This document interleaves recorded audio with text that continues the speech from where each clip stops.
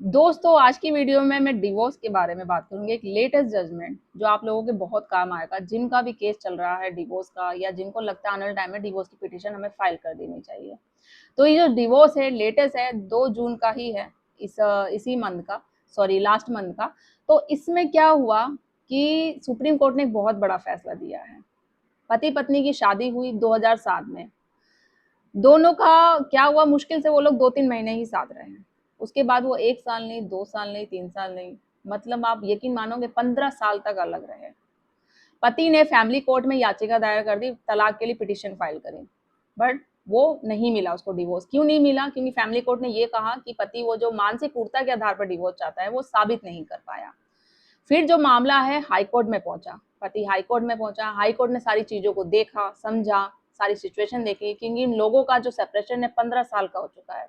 दोनों के बीच में इमोशनली, प्रेम, विवाह, फिजिकली कोई भी चीजें नहीं बची है। शादी एक कानूनी रूप से सिर्फ जिंदा है, शादी एक नाम की शादी है, तो ऐसे रिश्ते को जबरदस्ती बांधना नहीं है। इसमें मीडिएशन, काउंसलिंग बहुत बार जो की गई है, जो असफल रही है। बट क्यों? पत्नी ये कह रही थी कि मुझे डिवोर्स नहीं लेना है। पत्नी असंतुष्ट नहीं हुई। हाई कोर्ट जब ये केस पहुंचा तो हाई कोर्ट, फैमिली कोर्ट ने तो कैंसिल कर दिया, बट हाई कोर्ट ने डिवोर्स दे दिया।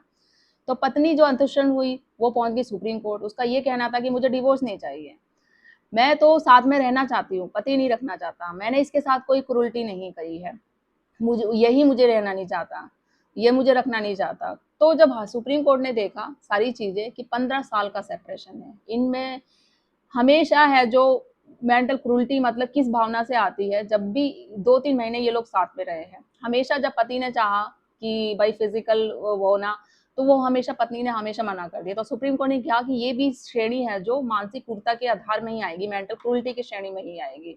और बिना किसी उचित कारण के आप अलग रह रहे हो और वो कोर्ट में सबूत नहीं दे पा रहे, पेश नहीं कर पा रहे, क्यों रीजन से आप अलग रह रहे हो, तो ये सब मेंटल क्रूरटी के आधार पे ही जाएगा।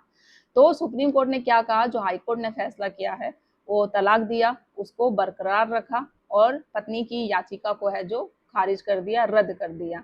तो ऐसा ही सुप्रीम कोर्ट ने अपनी आर्टिकल 142 का इस्तेमाल किया, मतलब जिसे हम कहते हैं इरिटेबल और ब्रेकडाउन ऑफ मैरिज। जो भी रिश्ता इस पड़ाव पर होता है, जो इतने सालों का सेपरेशन होता है, उनमें शादी की कोई बात नहीं होती है, तो कोर्ट ऐसा भी नहीं होता कि पति पत्नी जो भी अलग से रह रहे हैं उसको आसानी से तलाक मिल जाएगा, नहीं। कोर्ट के जो देखता है तथ्य और सबूतों को देखता है, उस आधार पर फैसला करता है। तो हर केस के फैक्ट और तथ्य अलग होते हैं।